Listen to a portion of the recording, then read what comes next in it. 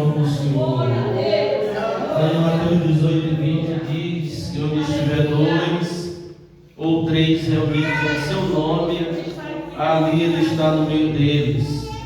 E nós não temos dúvida alguma, irmãos, de que nesta noite o Senhor esteja conosco, não esteja conosco. Então, o irmão, a irmã, pode adorar, adore com o seu coração, abra o seu coração, para que Deus Ele possa também abençoar a sua vida. Irmãos, a igreja é um lugar de, como falei anteriormente, de refúgio, de abrigo, também de palavras de paz, palavras de esperança, né? E a palavra de Deus, ela se encarrega disso. Então a pessoa, quando ela adentra esse lugar, se ela realmente abrir o seu coração, ela não sai do jeito que entrou. Ela sai com a paz de Deus no seu coração, na sua alma.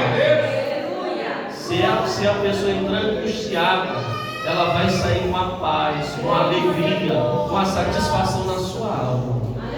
Então que o irmão, a irmã, fique atento para ouvir a palavra de Deus. Eu gostaria de ler 2 versículos ou 2 textos da palavra de Deus com os irmãos, para que nós possamos trazer aqui uma palavra. Já vamos cear, e antes do final do culto, nós queremos declarar esse trabalho aqui aberto, em nome do Senhor Jesus, antes da bênção apostólica. Glória a Deus.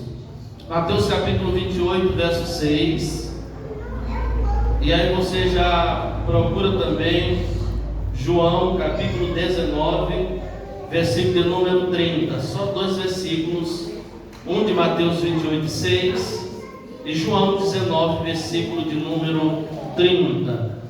Diz-nos assim: como os irmãos sabem, nós ainda estamos no mês da Páscoa, né?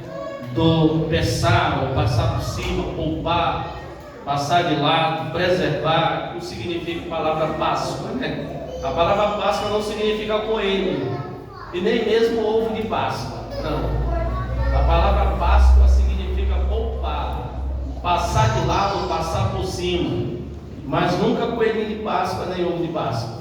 Certo, irmãos? A motivação em que estão realizando a Páscoa hoje, ela é totalmente diferente da sua realidade. Mas como cristãos, nós temos a motivação certa.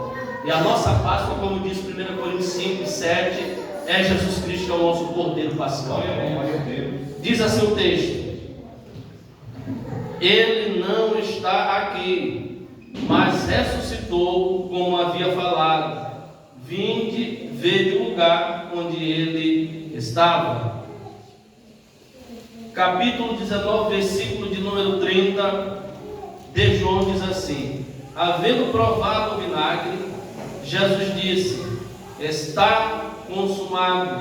E inclinando a cabeça, entregou o Espírito. Irmãos, eu queria falar rapidamente sobre a vitória da cruz e o triunfo da ressurreição. Os irmãos podem repetir comigo: a vitória da cruz, o triunfo da ressurreição.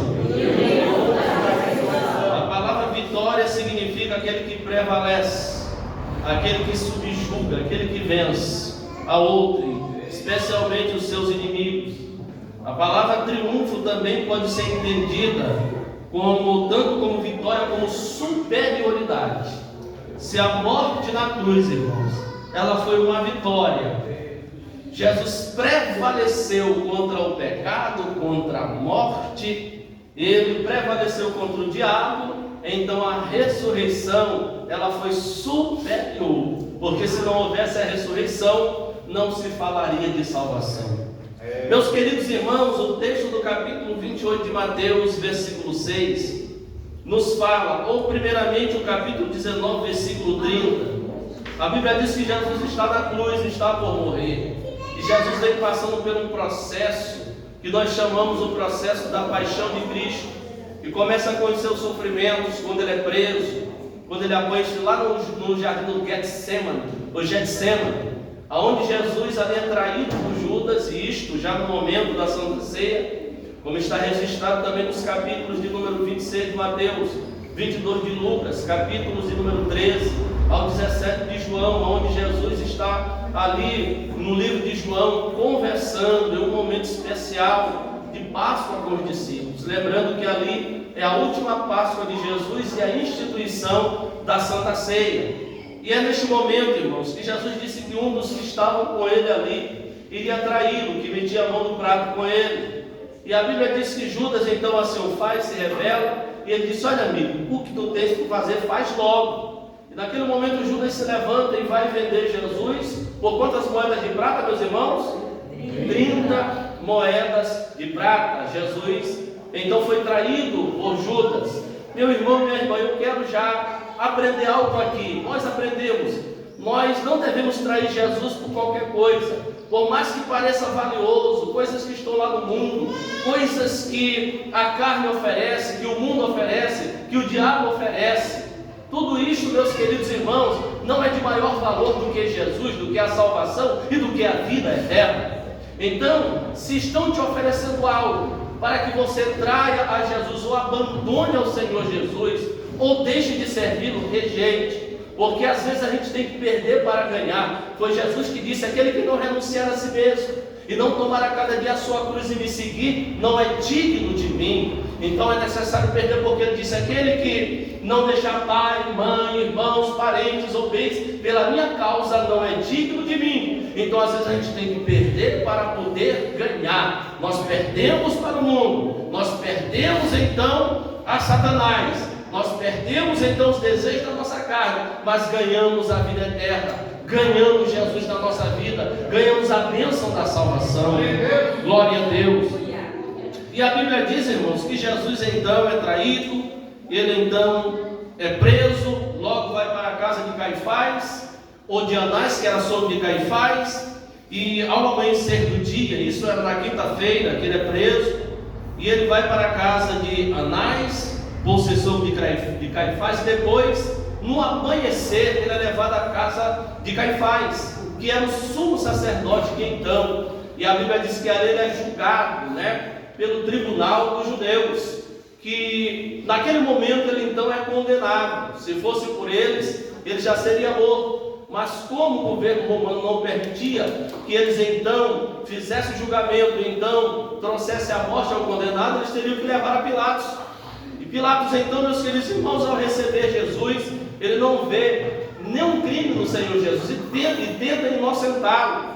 Mas, meus queridos irmãos, os algozes do Senhor Jesus queriam tanto a morte dele, que eles então fizeram de tudo para que Pilatos então condenasse ao Senhor Jesus. E para sermos sucintos, breves, a Bíblia diz que era momento daquela festa da Páscoa de se soltar um condenado, alguém preso.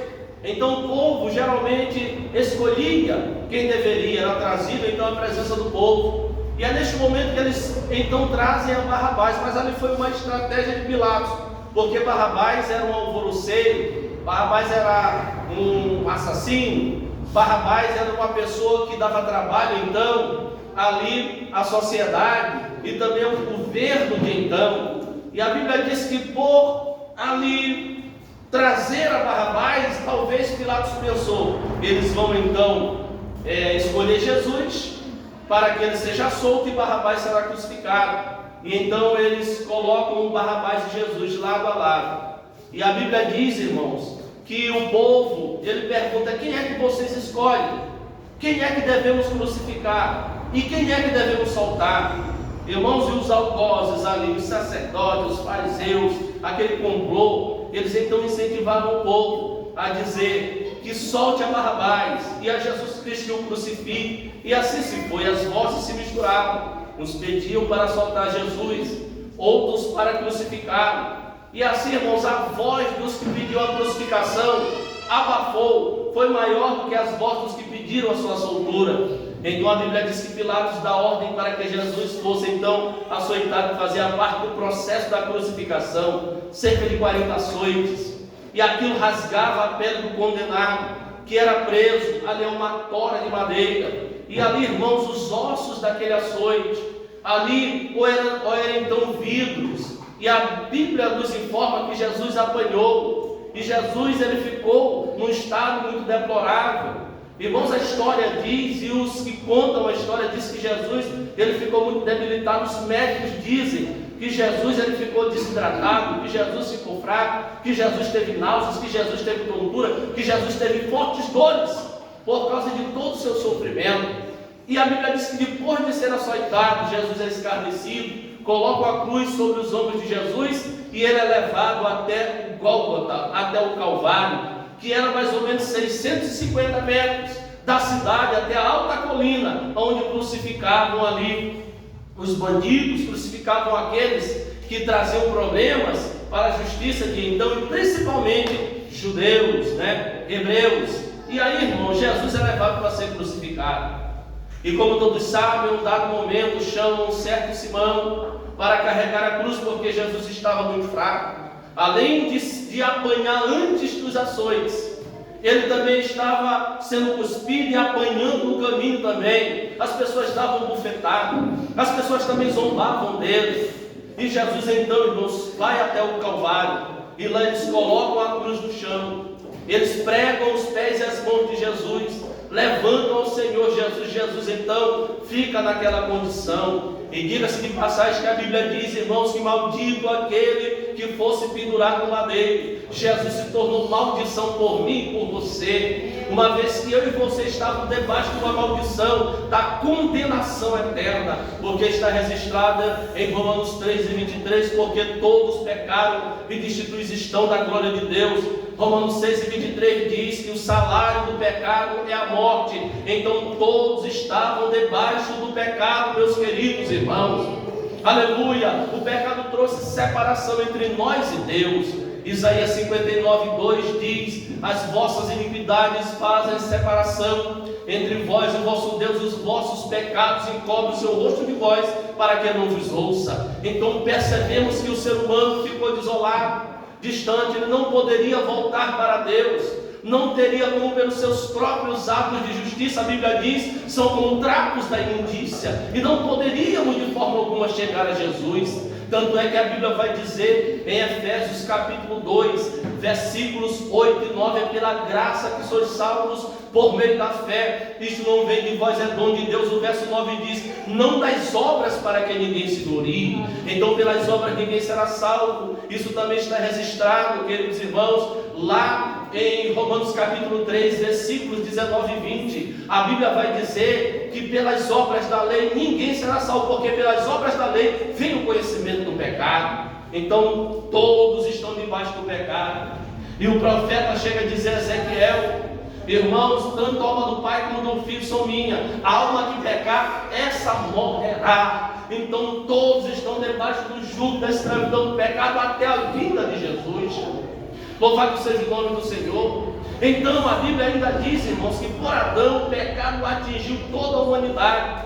Romanos 5:12 nos diz assim: assim como por um homem entrou o pecado no mundo, e pelo pecado a morte, assim a morte passou a todos os homens, porque todos pecaram. Então ninguém pôde escapar da condenação, todos estávamos condenados diante de Deus.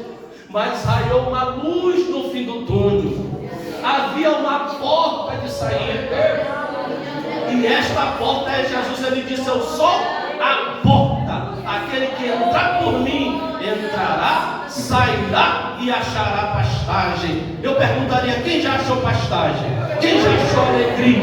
Quem já achou paz? Quem já achou salvação?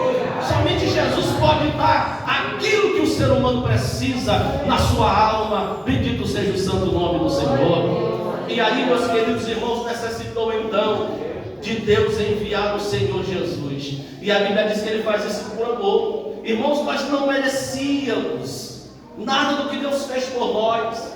Tudo Ele fez pelo seu infinito amor. João 13,16 diz isto: porque Deus amou o mundo aqui é mundo humano, de tal maneira que deu foi uma dádiva espontânea, para que todo aquele que nele crê não pereça, mas tenha a vida eterna. Então Deus, Ele nos amou, irmãos. E a Bíblia diz lá em Romanos 5:5 ou 5:8, se não me falha a memória, que Deus prova o seu amor para conosco, em que Cristo morreu por nós, nós, sendo nós ainda pecadores. Aleluia. Então Deus demonstrou esse amor para comigo e para com você. E eu perguntaria nesta noite, que já esta noite, você também tem demonstrado o seu amor para com Deus? Você tem sido fiel a Ele? Você tem vivido em santidade e obediência? Aleluia. Você tem valorizado aquilo que Deus fez por você através de Jesus Cristo, quando Ele entregou a sua vida na cruz do Calvário? É hora de fazermos uma introspectiva, uma análise da nossa vida interior. E aí, meus queridos irmãos, a Bíblia diz que Jesus naquela cruz, Ele profere 7 palavras. A primeira que Ele profere, eu só vou falar da primeira e a última. Ele disse assim: Pai, perdoa, porque eles não sabem o que estão fazendo. O homem sem Deus, ele não sabe o que está fazendo. A Bíblia diz que Deus não leva em conta o tempo que nós passamos na nossa ignorância. Ignorância aqui não é aquela pessoa bruta que sai chutando as coisas. Ignorância aqui é falta de conhecimento. Aleluia. Então, quando você estava lá no mundo e não conhecia o Senhor, Ele não leva em conta. Mas agora que você conhece, a Bíblia diz, irmãos, que aquele que está em Cristo, 2 Coríntios 5,17, nova criatura é. Os tempos da ignorância passaram, agora tudo se fez novo na sua vida. Você agora é uma nova criatura. Você agora é um cidadão do céu. Bendito seja o santo nome do Senhor.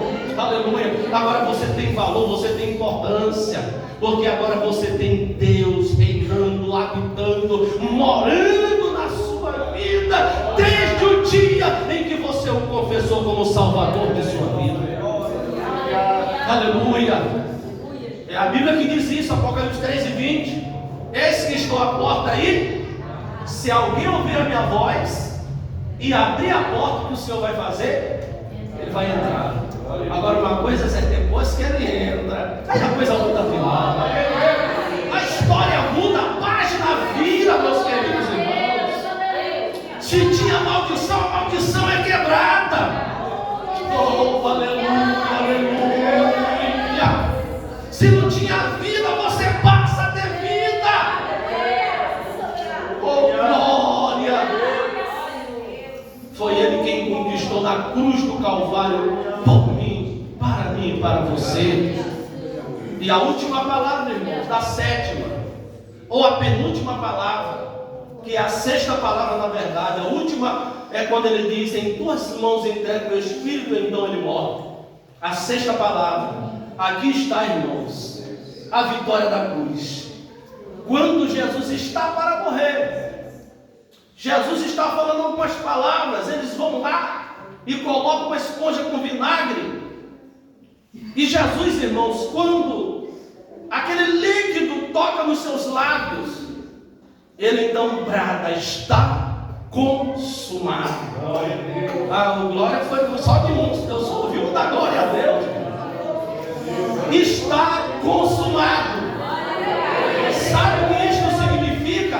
Está acabado, terminado, eu completei a obra. A salvação é de graça, agora você tem acesso a Deus novamente. Oh, aleluia. Esta é a palavra da vitória, irmãos. Jesus prevaleceu na cruz. Ele prevaleceu contra o diabo. Ele prevaleceu contra o mundo. Ele prevaleceu contra o pecado. O pecado não pode vencê-lo. A morte não pode vencê-lo. Como o Senhor prova isto, pastor? Mateus capítulo 28, versículo de número 6. As Marias estão indo ao sepulcro, leva a essência. Quando elas se deparam lá, a porta do sepulcro está aberta. Então, aquele anjo disse às mulheres que chegaram até lá: quem é que vocês estão procurando? Aleluia, aleluia, aleluia. Quem é que vocês estão procurando? Repitam comigo, por favor. Jesus. Eu vou perguntar mais uma vez: quem é que vocês estão procurando? Jesus. Eu tenho uma boa notícia: Ele não está mais aqui. Ele já ressuscitou, como havia dito. Aqui está o triunfo da cruz. Triunfo significa aquilo que é superior. Irmão, se a morte na cruz foi uma grande vitória, a ressurreição foi um triunfo. Aleluia! Sabe por quê, meus queridos irmãos, a igreja continua de pé? Não é por causa do pastor Ricardo, nem por causa do pastor Valdir, nem por causa do Juscelino, nem por causa do Ednilson. A igreja está de pé porque ela está fundamentada em Cristo, em Jesus. Foi ele quem disse antes de morrer, e ele disse para Pedro: tu és Petros, um fragmento de pedra, e eu sou Petros, sou Jesus a rocha, e sobre essa rocha edificarei a minha igreja, e as portas do inferno não podem prevalecer. Agora você vai dar um glória, você que é de Messias. Irmãos, o diabo, o mundo, o pecado, então não pode prevalecer contra a igreja, que se abriu mais uma porta. Eu pensei que o glória ia ser maior. Eu pensei que o glória ia ser maior. Irmãos, eu vou repetir novamente. O triunfo, a ressurreição, a edificação, essa máxima do Senhor Jesus é tão tal que isso se completa em mais uma porta que está se abrindo. Aonde, pastor? Na região do Algarve. Não, pastor, está muito vago, está muito longe. Em Silves, né? Silves, não, pastor? Ainda não encontrei. São Bartolomeu de Messias. Aonde, pastor? Como é o nome da rua aqui? Agora ele esqueceu, tá bom. Glória a Deus. Como é o nome da rua? Rua Cândido. Mas os irmãos vão saber melhor desse endereço, viu? Melhor, pastor, a congregação, esta porta se abriu na Rua Cândido, e hoje nós estamos exaltando o santo nome do Senhor, provando que a igreja está edificada sobre o Senhor Jesus, e as portas do inferno não podem prevalecer. Fique de pé comigo em nome de Jesus. Fique de pé comigo em nome do Senhor Jesus. Meus queridos irmãos, se você tem glória, dê glória. Se você trouxe adoração, adore. Pastor, mas eu não sei adorar gritando muito alto. Pode adorar baixinho, não tem problema nenhum. Aleluia. Sabe por que o Senhor não está procurando apenas louvores altos, falas altas? O que Ele está procurando, pastor? Os verdadeiros adoradores que o adorem em espírito e em verdade. Deixa eu ver se tem adorador esta noite. Deixa eu ver se tem adorador esta noite. Se você é um adorador, então adore. Adore. Adore, porque Ele conquistou na cruz a vitória. Mas na ressurreição Ele triunfou sobre a morte. Aleluia. Bendito seja o santo nome do Senhor. E uma boa notícia maior é que um dia eu e você, se morrermos, nós ressuscitaremos também. Jesus as primícias. Aleluia. Depois eu e você ressuscitaremos, nos encontraremos com Ele nos ares, e assim estaremos para sempre. Quem tem esperança, Jesus? Quem tem esperança de morar no céu? Quem tem esperança de morar no céu?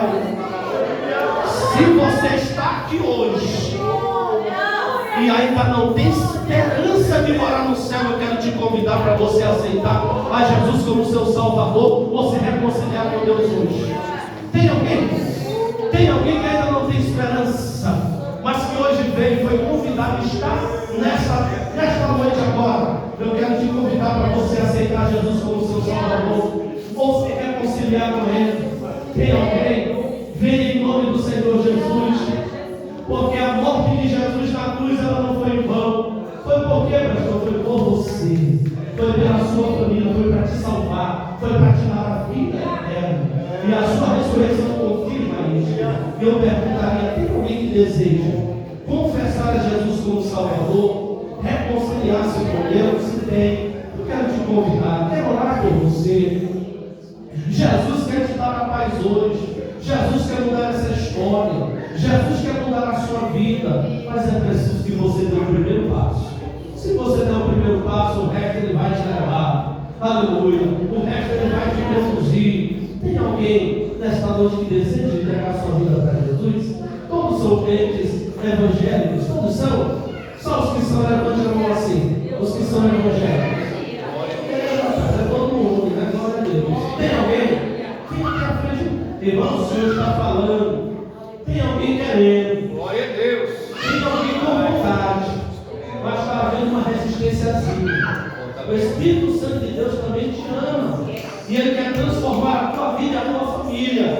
Então Ele está te dando uma oportunidade hoje, porque o dia de amanhã não nos pertence. Não sabemos o que pode acontecer amanhã.